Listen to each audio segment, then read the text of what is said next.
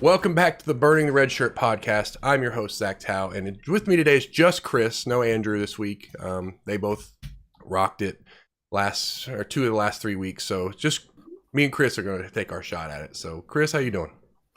I'm good, man. I'm tired, but I'm not sick like you guys tend to be every Wednesday. So I'm fortunate for sure.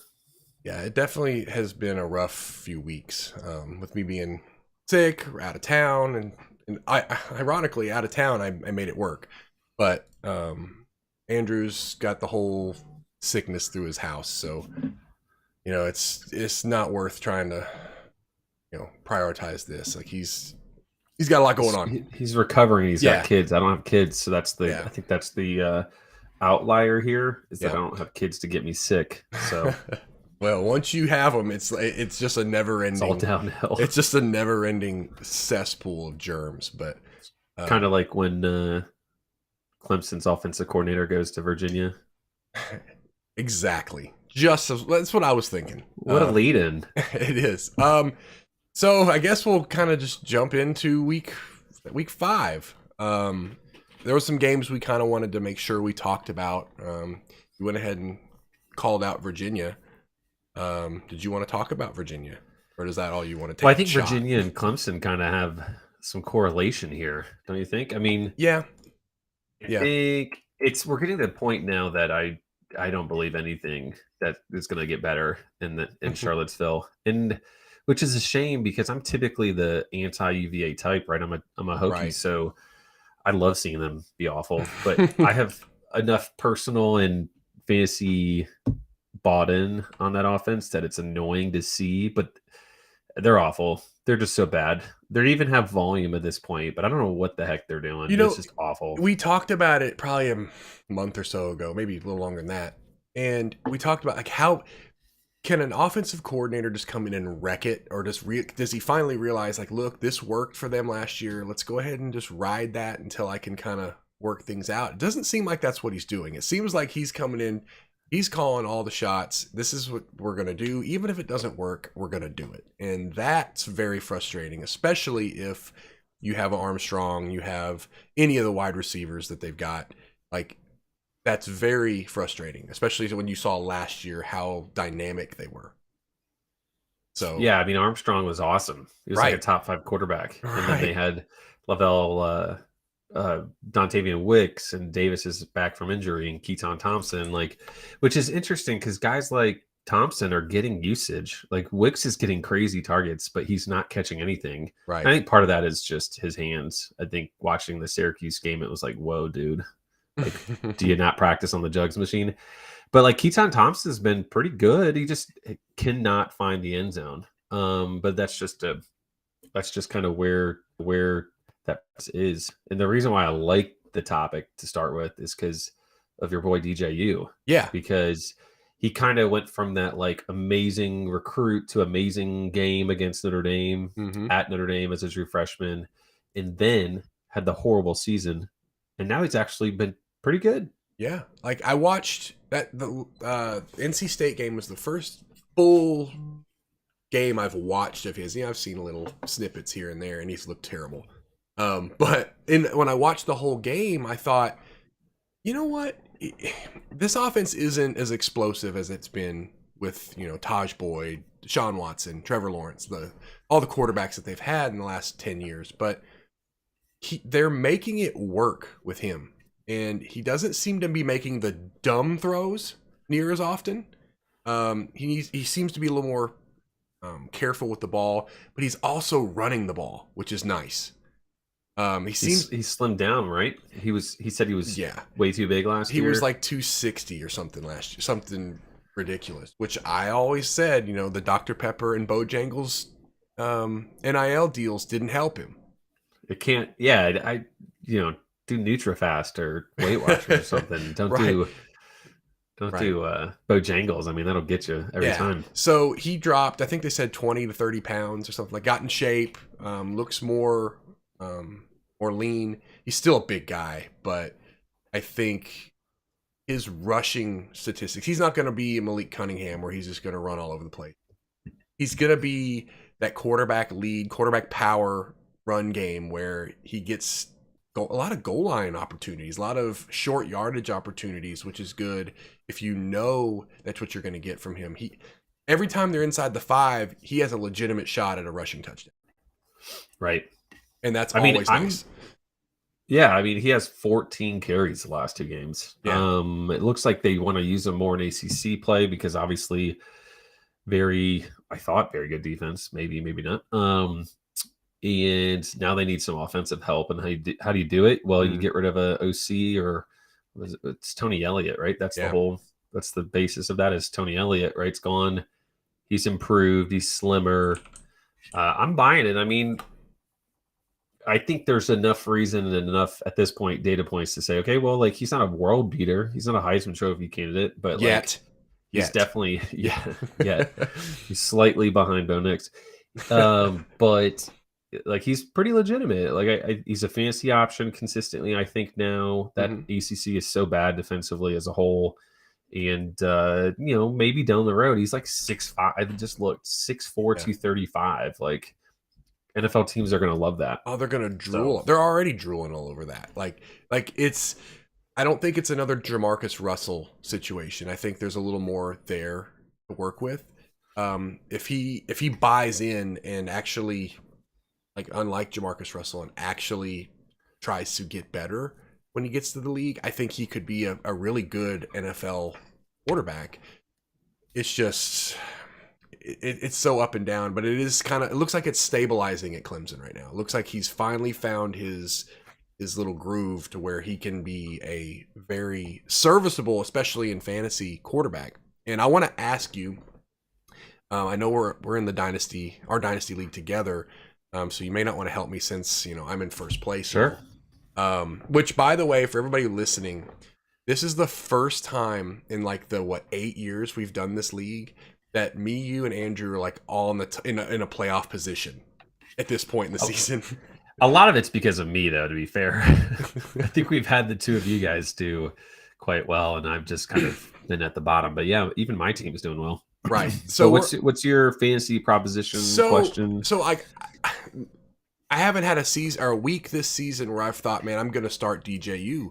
But this week, I'm seriously considering it because I have Daquan Finn. He's a must start for me against Northern Illinois. But I have Levis against South Carolina, he's solid, but if I really want to take it to the top, I think DJU against Boston College is the start. Yeah, I mean, it depends, I guess, on what you kind of need. Because I have N'Kosi Perry who's on a bye, and he's so up and down. He could be really good, and then he could just be right? But I have Jaron Hall at Notre Dame. I don't love that. I don't either. So I have A.J. Swan against Ole Miss, which, whatever. But DJU seems like it's between DJU and Levis. And that's where I'm kind of at a crossroads because I think Levis is the safe play. I think he's going to get you 2, maybe 3 touchdowns pretty regularly. But DJU could pop for 4, 5, 6, especially with him running the way he is. So I think you can argue that DJU is as safe or maybe safer than Levis. I mean, he's running it so much. His usage is high and he's just being better, right? So I can see him getting easily 300 yards and 2 touchdowns, and at least 30 to 45 of those 300 total yards would be rushing. So I think I would lean DJU there. But I definitely agree with Jaron Hall. I like him and he's been great, but I just would sit him. Okay. Why would you play him? My other potential option, I guess I haven't really looked up the whole Bryce Young situation. Is he playing this week? I don't think they've really said much. Because I have Milroe. And I'm wondering if Milroe's starting, do I start him instead of DJU? I wouldn't do that. Right? Because that feels getting cute. I mean, I know Milroe, but it's potentially he could throw for 4 touchdowns, and in that offense, you never know. But I think they'd lean on the run game. The more I talk it out, I think they would. He'd probably get a couple touchdowns. I don't think his upside is enough. Like, I think DJU provides just as much upside or close to it. Yeah. So I wouldn't. I mean, he went for like 50 points 2 weeks ago. I think that just is getting cute. Yeah. Especially since like Bryce Young could easily play. So Yeah. Jared, he said, "What's up? Helping me get through lunch, or helping get to lunch." Okay, so he's a late lunch guy. apparently, Well, well, I guess it's 12:30. Maybe he's taking the one. yeah. See, for me, this is 11:30, so I'm God's time zone, right? God's time zone. Yeah, I used to be. There's such an advantage when I was working in the office hourly shifts, and I had to like clock in and out, and I didn't have I didn't have a necessarily like a set time for lunch. Mhm. This is actually when I was working at the Hall of Fame. I used to love taking a late lunch because you take that 1 to 2 o'clock or 1 to 1:45 or whatever, and you get back and you only have 3 hours. But if you take that early lunch, it feels like you're just sitting there forever. Yeah. So Jared taking it to 1, he says. nice. All right, so what we're on Jared, let's talk about Yeah, Georgia. why not? Let's talk about Georgia. So Oh, no. Georgia, I didn't watch the game in fairness, but across the bottom of the screen, I kept seeing like, okay, they're struggling. Why are they not scoring on Missouri? And Missouri just kept like chipping away, field goal. I'm thinking, okay, Georgia's going to get a touchdown and be right back into this game, and it just never seemed to happen until the very end. Did you watch the game? Decent bit. I was at trivia, so I was kind of watching it, kind of not.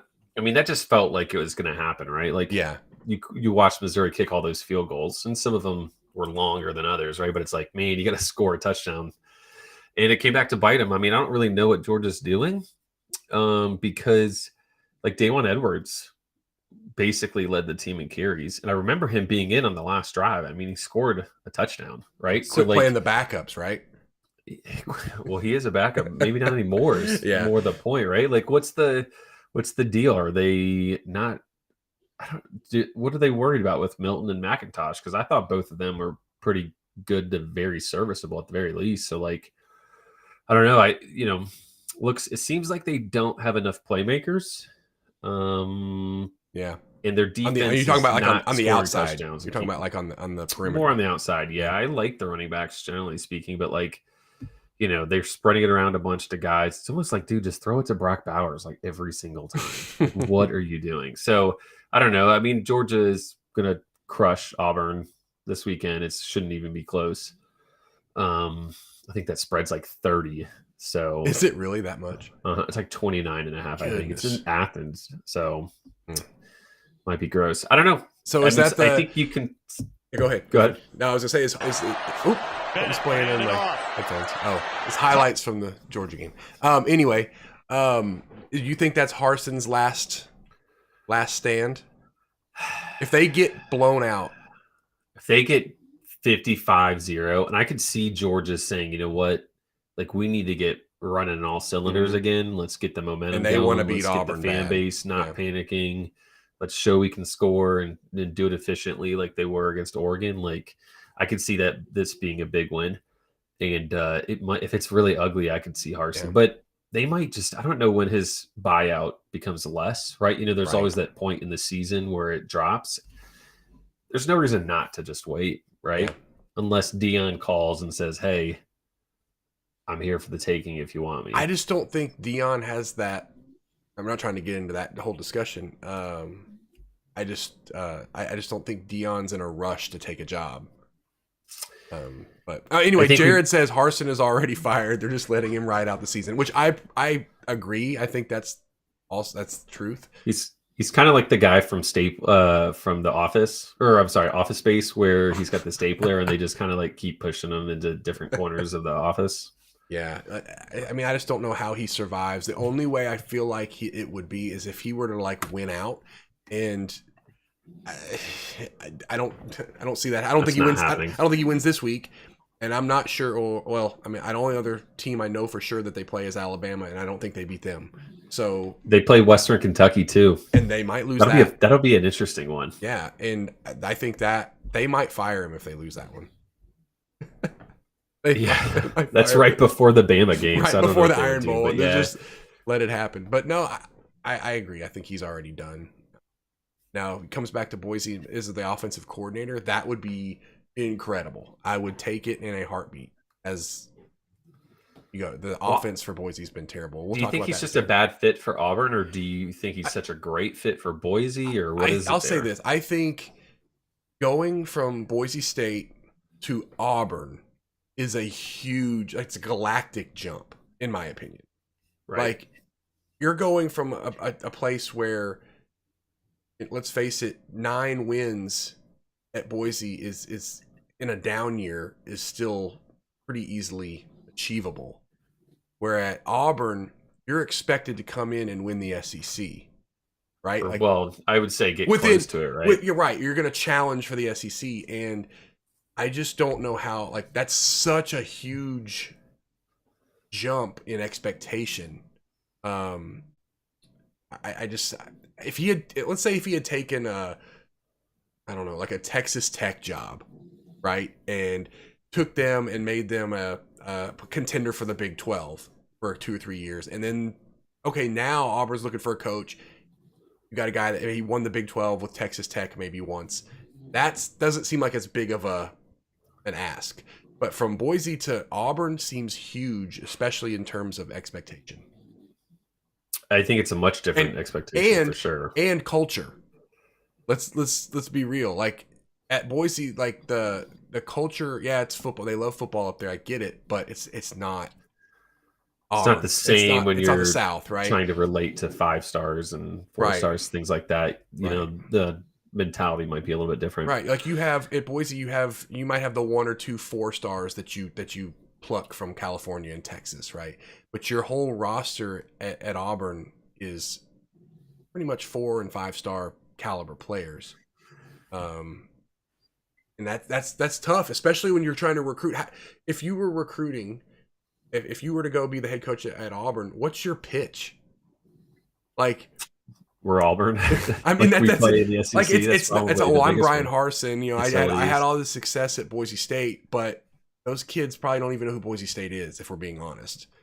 So, you know, the only teams that matter to them is, you know, the Alabamas, the LSU's, the big blue bloods of college football, and that's such a huge, it's really like a canyon of gap between Boise State or just a G5 to a Power 5, because you would say they're a top 25 job, right? Auburn Yeah, would be. I mean the facilities, and I don't want to say the booster alumni money. I don't think it's that insane, but like Probably top there's 15 job, really. there's enough support in all those angles, you know. And people, Yeah. you're gonna get the random person that'll come just because it's Auburn. You know, you don't, you know, maybe in the Northwest you get that with Boise, but like you get that. Well, the Boise thing that was reach. always big because they were always winning, and it seemed like an 11 and 1, 12 and 0 season was pretty much inevitable.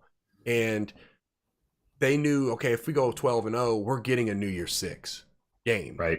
And you're going to be playing against a big team on the big stage, and probably had a game early in the season where you played on prime time and had to win that game to even get to where you are. And to keep that run as long as they have is pretty incredible, really. Considering it's not like they're getting 5 stars to come in there and bolster the program. Like they're really truly building it with like 3-star caliber leftovers from California and Texas. Yeah, well, we've seen that work. I think the luster of Boise has kind of like worn off a little bit, just because like I remember that whole stretch, right? When same with like Virginia Tech, right? Like Virginia Tech was the defense and special teams and scoring that way, and Boise was the blue field and Scoring these 50 crazy points a trick game. plays. Yeah, right. And I think that's worn off because for what, like Tech for one, right? Like everybody takes special teams seriously now and defense, stuff like that. But like that whole novelty of the blue field thing is kind of gone. But they're consistent winners. I think they're just kind of missing strategy, game And planning. you have to think play like calling. the turnover of coaches doesn't help either. Like Doesn't help when you're at a top G5 program, regardless of who it is, when you consistently win. Look at Memphis. I'll just use them. They're here local for me, but you look at, they were awful forever, and then they had a coach come in. Fuente comes in and turns them around, makes them a 9, 10, 11 win team for a couple years. Then he goes, gets his job. Okay, so they have to get a Norvell. He comes in, keeps it rolling. Okay, he wins. So guess what? He gets a big job. So now you're asking a third guy to come in. There's no way you hit the lottery 3 times in a row on a coach, right? Yeah, you're going to miss eventually, right? Like, Right. and I think that's kind of what happened is they just kept replacing. They got winners, they got good coaches, and then they've kind of fallen. And typically, when the head coach leaves, the staff goes too. It's not like the head coach just goes and then the OC, DCs are still there and they just promote from within. It's the whole staff usually kind of goes, and then they have to replace the whole staff, and that's so hard to do like every other year for a G5 program when you're trying to, especially we're using Boise as like the template, I guess, but like if you're wanting to win 10, 11, 12 games a season, coaching turnover does not help, because all those recruits that you had, that you were 3, maybe even you plucked a 4-star kid, he might not want to go now. He said, you know what? I was going because of Chris Peterson, or I was going because Brian Harsin was the head coach. Like, now he's gone and that offer's not on the table for Auburn. So I'm going to Washington, or I'm going to Oregon, or I'm going to wherever. Right. So that's like, longevity's tough when you have a lot of coaching turnover. But stay on Boise for a second, because I want to talk about the game Friday night. I did watch it, and I was, for the first half, was so disappointed. I'm like, okay, Dirk Cutter's going to come in. He's going to stabilize the offense. It's at least going to be serviceable to where, it'll be semi-productive. Well, first half, they're blanked 13-0. They said it's like the first time in forever that they've been shut out in a half at home. And I'm thinking, okay, this San Diego State team is not that good. I know they're defensively, they're good, but they're not this good. And second half, they decide we're going to run the ball. Doesn't matter who they gave the ball to. Halani, JNT, they all just ran the ball. And then Taylor Green, he took off some runs, and they blanked, I think it's 35-0 in the second half, which is complete contrast to the first half. And they asked Dirk Cutter, I guess in his post-game interview, what the game plan was. He basically said it was a 5-play rotation and they just couldn't stop it. And I believe it's more than that. I think there had to be some adjustment made. There's no way that all of a sudden you just pick these 5 plays and they just work. There had to be an offensive line adjustment. Something changed for them to just dominate like that. I hope it keeps going, because it was fun. It was fun to see them actually. I wonder if they continue the heavy rushing workload. Well, I think everybody agrees GT is going to be good. Yes, he's really good. He's good. And Halani has shown flashes for sure, and has frustrated us for years. So I'm curious if now that they have Green at quarterback, I think having Green at quarterback opens up the running game way more than it did with Hank Bachmeier. Bachmeier wasn't moving. He was a statue, right? And that only works if you have if you can throw the ball. Like, and the problem was Hank, for whatever reason, he regressed. Probably the most regression I've seen from a freshman to a senior. Like, just every year it just seemed like he was, it was not clicking with him. His best season, in my opinion, was his freshman season. Maybe not statistically, but as a freshman, you expect him to make mistakes, right? That's kind of the name of the game. But you don't make freshman mistakes as a senior. That can't happen. Yeah, I mean, he was great that first game against Florida State. That was just it almost felt like he was playing football. It's like he was playing football and not really thinking about everything that you need to, like, he wasn't reading the game. He wasn't, thinking about the plays. It's like he was out there in the backyard slinging it, right? Doing what he's supposed to do to win a football game. Like, kind of like Johnny Football, he would just play football. But back to your point, do you think they run the ball? I think they have to. I think that's the most consistent part of their offense. The wide receivers, you've got 3 or 4 guys that are capable, but Taylor Green, I don't know if you guys have watched him, like, it's exciting fantasy-wise because he runs, and his arm is not great. Questionable. Yeah, well, because they're talking about Vidlak being like influential on the offense. the transfer from Oregon State they got. And if they're still considering him getting time, tells me that they want to throw the ball because his arm is great. But I guess Brett, he's watching us live right now. He says Cutter's influence on the offense definitely showed. Fresno's having a rough go of it right now, and that's who we play this week. So, yeah, I mean, Fresno without Hayner is just rough. Hayner and like 3 or 4 other big starters. So they started off so hot, it felt like, losing fantasy wise, they had some good offense, but I think we've exhausted the Boise talk. Good, because that's all I need for the season. That's all you got. That's all I needed for the season. Well, I wasn't even going to go with the season. I just was thinking for today. I'm good for the season. I think we have to hit Collin Schlee now, right? I think that's incredible game. fair. What a great! I think Andrew and I were concerned. Let's see some confirmation on what they're going to do rushing wise with him. And I think he had like 77 rush yards, a touchdown. He had almost 400 passing yards, something like 3 or 4 touchdowns. So he's going to be, I mean, considering he's got 3 years of eligibility and he's not an NFL quarterback, right? He could terrorize the MAC for 3 straight years. That's one fun and exciting thing to think about for the next 3 years. Absolutely. I didn't really watch that game for Schlee because I have Marcus Cooper on my team. And I saw he had 40 carries, 40 for 240 yards. I can't ask for anything more than that, right? Like that's like the pinnacle of rushing statistics. When you see a guy get 40 carries, like, geez, like that's awesome. But Schlee, like you said, he's got all this eligibility and he's not going pro. It's fantastic. Andrew's probably just he's living the dream right now with Collin Schlee. He loves that. That was the guy that he's probably the most all in on, and he's nailed it. I don't see how he doesn't. Back in like January too, like he was like he's the guy, like, and he was grabbing him in every chance he could. And like when Andrew gets locked in on a guy, he's rarely wrong. I know we all have our misses, I get it, but he like when he really locks in on a guy, it's pretty impressive, really. But yeah, I think especially with MACtion coming up, like it's gonna be great, right? What is your favorite? We asked via Twitter yesterday. What's your favorite part of MACtion? We're about 27 days away now. My favorite part, I think it's on those nights or Tuesday, Wednesday nights where there's nothing on TV. You know, like I guess you have baseball playoffs or you're probably looking near the World Series at that point. But that's I guess basketball's starting up. But like to me, you're not getting NFL football until Thursday. You essentially get football Tuesday, Wednesday, Thursday, Friday, Saturday, Sunday. The only day you don't have it is Monday.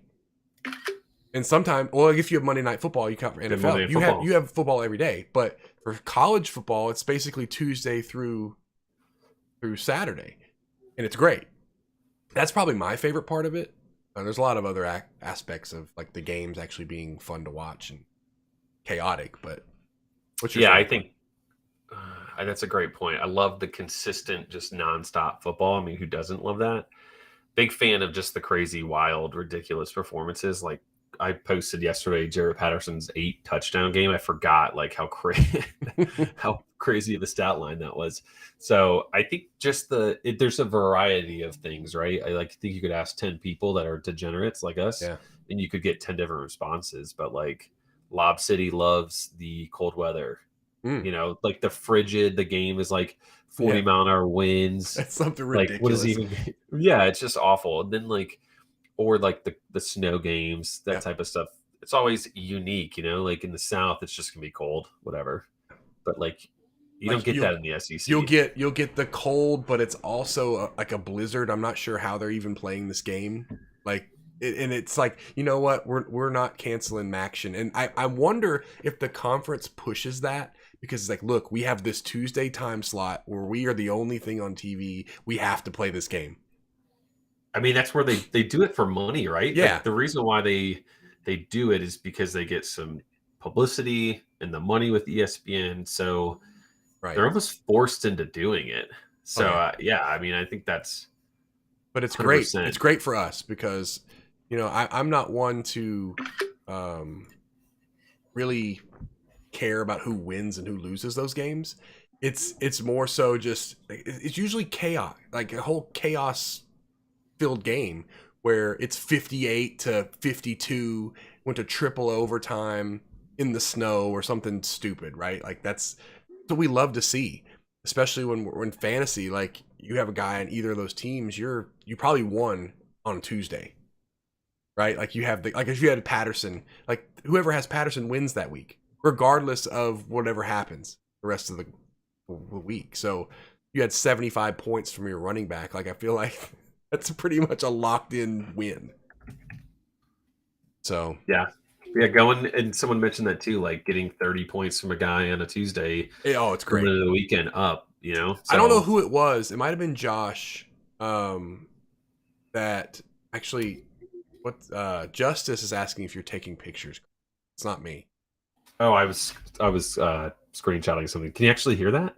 Yeah, I could hear that. I was just ignoring it, but our audience seems to hear it. So go figure. I'll stop.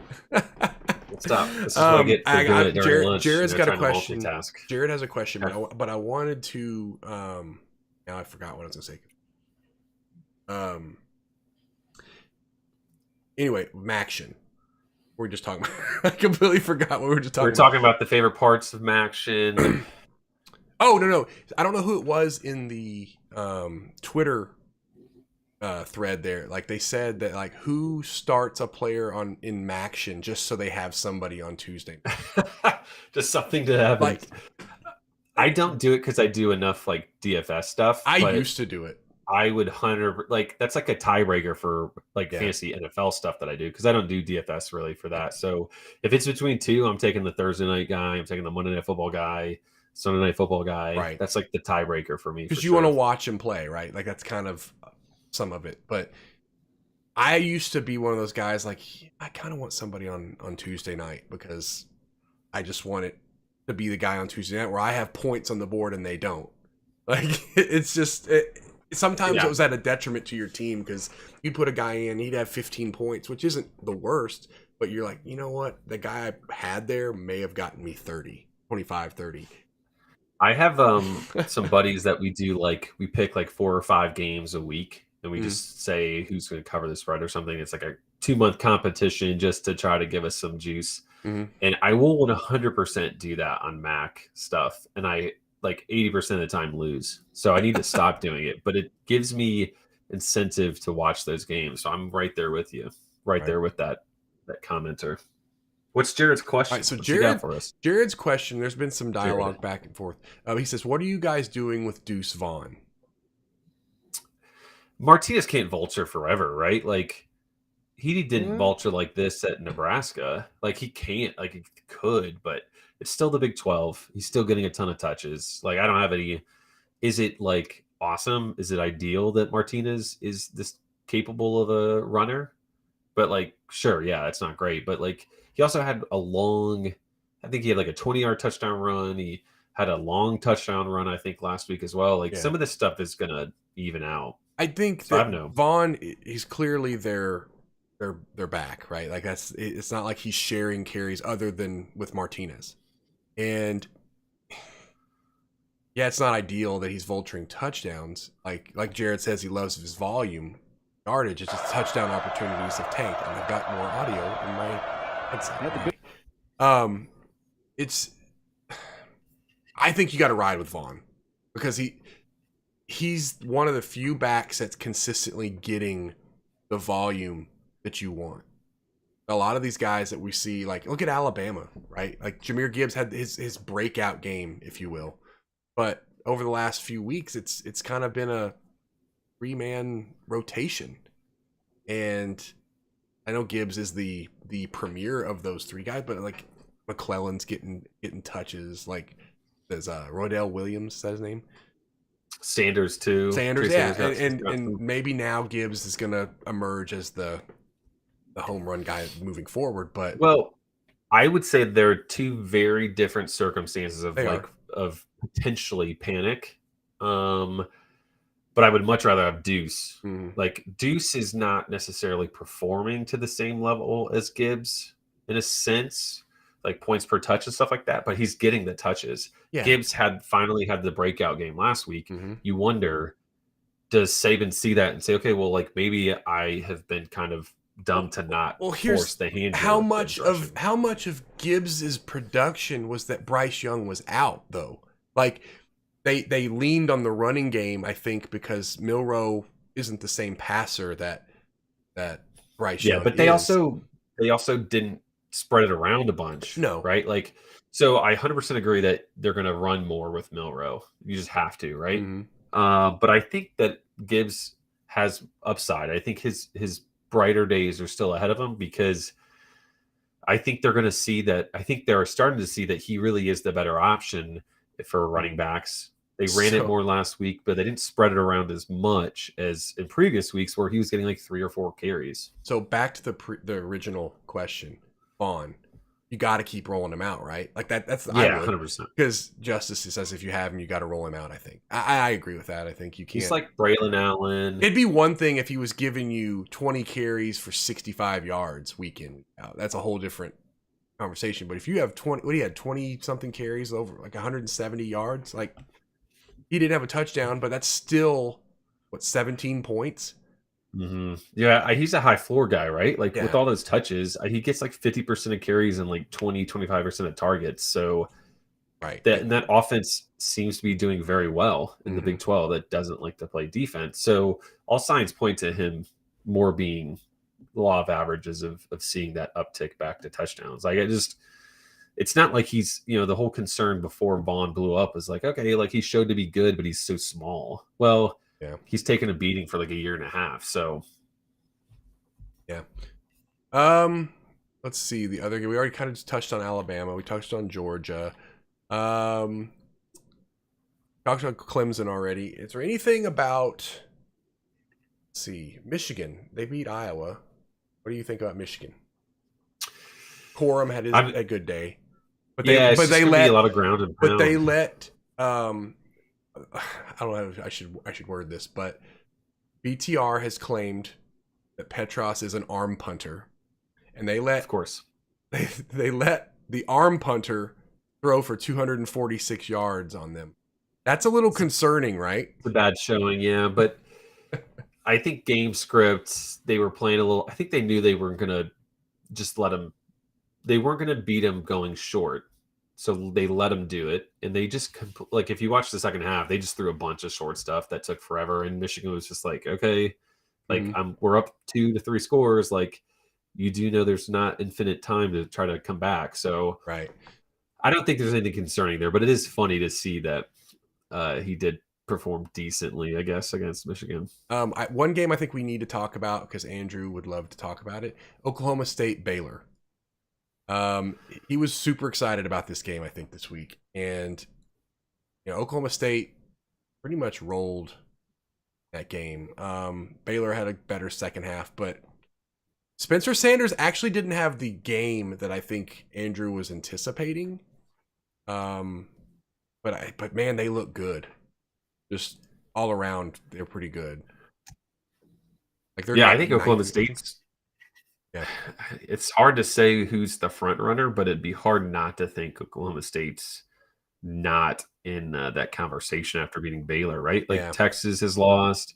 Oklahoma doesn't look all that great, even kind of with Dylan Gabriel Mm-hmm. healthy. So Oklahoma State seems to be like it seems to be their year because Baylor's good, obviously, right? Baylor is At good. Baylor and they won by 11. Like I think that's pretty good. And I think Baylor is good, but not as good as we thought they'd be.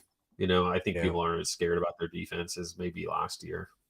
And their running game is not the same as it was last year, right? That's also true. Yeah. That's I think a Shapen's huge looks difference. pretty good though. He had a couple picks, Shapen but does look he really good, looks yeah. really good. But I wanted to give a nod to that game because I know Andrew really all about Oklahoma State. Any other games this past week? Oh, I want to talk about Illinois beating Wisconsin. Like literally beating them at their own game. Right? Like it was just like Bielema said, I'm gonna come in and run the shit out of the ball in Wisconsin and beat them. And he did. Like Chase Brown looks unstoppable at this point. I thought The that was usage there is insane too, right? right. Even like Tommy DeVito had a decent game, I think.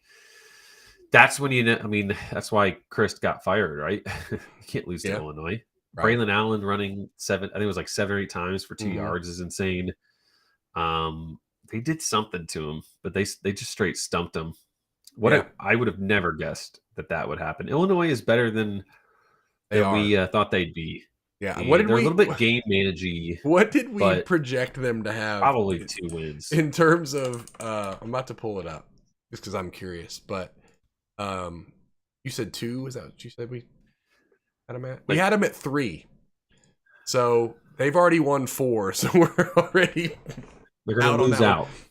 They have some tougher competition going though, right? They probably play Minnesota. Well, Do they they've play already. It Michigan doesn't this matter. They could year? lose out, and we're still wrong, so it doesn't Yeah, matter. but we're only wrong by 1 if they lose Yeah. out. We've got a lot of comments actually in the YouTube chat. Let me scroll up here. Justice, how do you guys think the UCF SMU plays out tonight? Oh yeah, I forgot that's tonight because it got Great moved. game. Yeah, I like it. He says he this would thinks be a it's really high good game. scoring. I think it's gonna be fun too. Now SMU has those guys that are gonna sit out the rest of the season, hit the portal. Yeah, right? but it's like nobody's. I'm It's just, like just kidding, but it yeah. was so anticlimactic when I saw that link and then I clicked it and I was like, oh, whatever. It's just like, Right. It's not Mordecai going. yeah, it's not. Right. I was like, oh god, not Rasheed Rice, not Rasheed Rice. Right. Not Rasheed. I hope it's high scoring, Justice, because I actually started Javon Baker this week, and I think not a bad play. I have a lot of players on a bye, so it kind of works out that I have to kind of throw him out there. But I think it's a good game to throw him out there. Yeah, I mean, this should be back and forth. Both, Mhm. I think, both teams want to go pretty fast. Obviously, UCF does. Plumlee is awesome. Mordecai is awesome. He's running it a little bit more this year. Sigers is great. Like, I think there's going to be a lot of options, and UCF is getting a little quirky at running back. I think Bowser's the running back 1, but in my head, there is debate as to who that second guy is between Johnny Richardson, and this RJ Harvey, the former. Man, he's been there a while. He's gotten hurt a couple times, and he's back from an ACL surgery. RJ Harvey. So considering pricing and stuff, I'll definitely make sure I have some Harvey and Richardson. I think both of them are super viable tonight, but I'm hoping for just like a great 35-31 game back and forth. Someone's got to make a stop at the end type of thing. And I think we will. Both teams are going to have 10, 11 days they will have had 10 to 11 days of rest / prep. It should be this is a really, really, this is about as good as it gets for a weekday game. Yeah, for sure. So we want to wrap this up here in the next 10 minutes or so, but let's move ahead into this week. Some games. Game days in Kansas for the first time ever, which I think they deserve it. I think that's fair. 100% deserve it. Good ranked matchup. Yep. Kansas was so upset about not getting it a week or two ago. Yeah. Totally fair. And it's a great matchup for them to have it. They're 7-point underdogs at home. TCU. I worry the Cinderella story might end, and I think it might. But man, game day's weird, man. Like you never know what kind of juice that gives a team. Right. Like that 7-point game, TCU could blow them out. But I wouldn't be shocked if Kansas hangs around the whole game and is in it in the fourth quarter. Yeah. Jalen Daniels for me. And you guys, you know what? I was picking him in all these best balls early in the. We were making fun of you, and you were making fun of me. We were. I said the guy has talent. Now, whether or not Kansas is any good is a whole different story. But yeah, like you can see the talent that he had. I think there's a ton of options this weekend, and the pricing is not crazy. I probably will burn more money again by getting this wrong, but I probably won't play a ton of Jalen Daniels. He only had 15 attempts last game. I think they had like 45 total plays. They might try to slow it down because TCU likes to go fast and wants to keep it up tempo and score a bunch. So they might try to do that, right? Yeah. So, and Highshaw's hurt for them. So I'm curious to see what they do with Devin Neal. Do they bring in another guy to be that 1B, or do they just let Devin Neal be kind of the superstar, really talented running back that he can show? Right. Friday, or we got the game tonight, and then there's 4 games Friday night. The game on Friday night that really, I think, if you had asked 2 months ago, like what game would be fun, kind of fun, Colorado State, Nevada, and that's a Just complete so bad. stinker now. Like Colorado State's 0-4, which there's no way. I'm sure we did their win total too. Matter of fact, I know we did. Oh, Well, actually, you know no, it we was didn't. great. We didn't do their win total. Oh, thank I thought we God, did. because we'd have got that so wrong because of Andrew. But there was no reason to think they wouldn't be good. Like their offense was going to be, they're going to come in and they're just going to throw it all over the place and they're going to look really good doing it. And they look bad. UNLV looks surprisingly good. Yeah, that's probably the most interesting game, and of course, it's on CBS Sports Network, so I can't watch it. So UNLV at San Jose State, like that's kind of a fun one. See, Tennessee LSU. I have a guy at work that he's a big Tennessee fan, and he's like, "Man, Tillman's out," and I was like, "You don't know about Brew McCoy, do you?" You're not a fan of the show, huh? Like, I think Tillman might play, but I don't think he would play much. They might do the old. I'm starting Hyatt this week. Distraction. I think, I actually hope he plays, because then what would happen is people might be on him, but most importantly, they would be off of Hyatt and Brew. Yeah. And I think those are two obviously very good options. That line's only -3. Tennessee. Yeah. I picked them. It was 2.5 is what I committed our locks of the week. I picked Tennessee. It's good timing on that one. And the other one, 3.5 now. The other one I picked was Texas at 6.5, I think, against Oklahoma. That feels like it was kind of like a instant reaction as soon as I saw it. Yeah, give me Texas because Oklahoma's coming off a couple bad games, but that can go anywhere.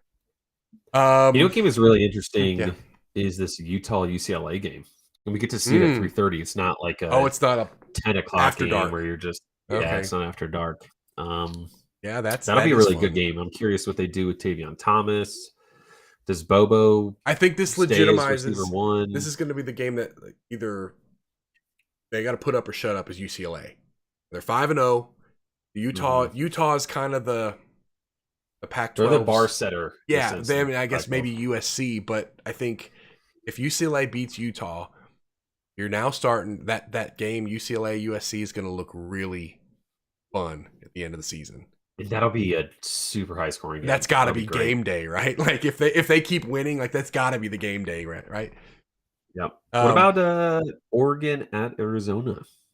That game, I've been kind of keeping an eye on Arizona. They are fun to watch. Delora's just gone crazy. Yeah, they're playing well. Oregon, this is another one. Like, are you any good, or are you just beating up on bad teams?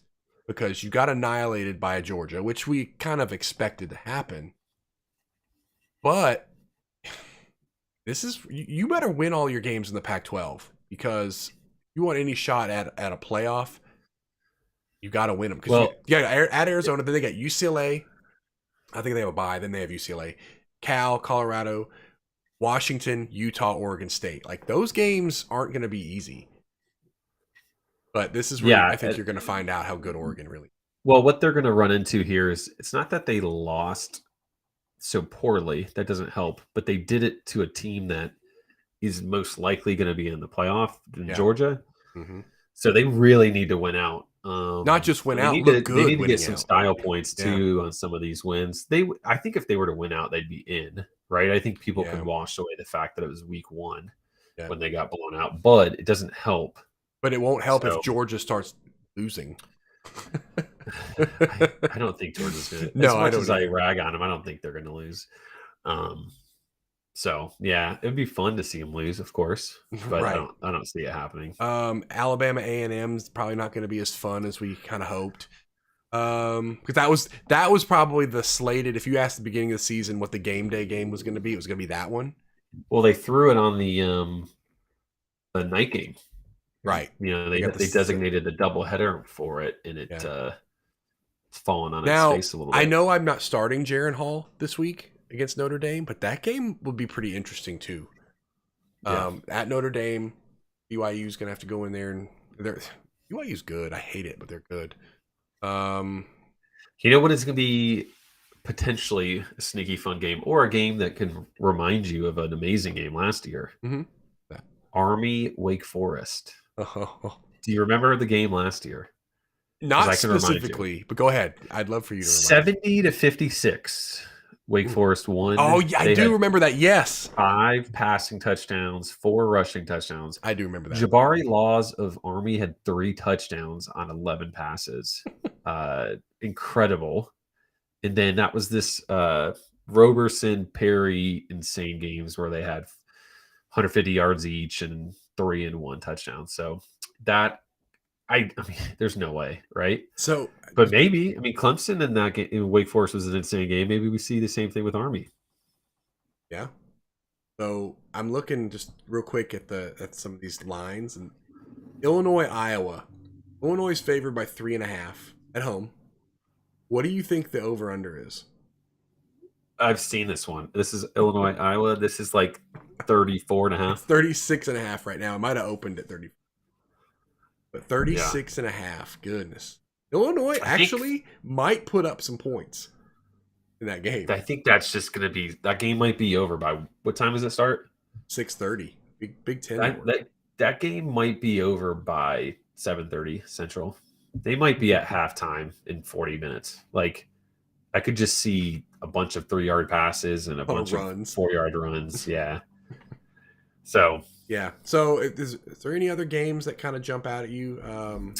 No, I think USC Washington State will be cool just because USC is always just really is a fun team to watch right now. One of my favorite teams. They're like, I didn't realize they were one of my favorite teams until every week I see them on the schedule. I'm like, ooh, yeah, that's fun. East Carolina, Tulane. Saw this coming. For some reason, I love East Carolina, and it's not because of any particular player. I just think they're just fun. They got some good talented guys. Yeah. And CJ Johnson has had some huge games. I think he just had like a 4-touchdown game, right? Yes, last week, yeah. They have their running backs are banged up. Keaton Mitchell, I don't know if he's healthy, but he got hurt recently. I like both running backs on each team. I like the running back on each team. Spears and Mitchell, love them. Spears was awesome last week on Friday. So yes, yeah. So that's probably my non big game that I like. As far as the other ones go, there's some MAC games that are not in MACtion yet, so we don't care. Yeah, wait till it's on Tuesday or Wednesday. Right.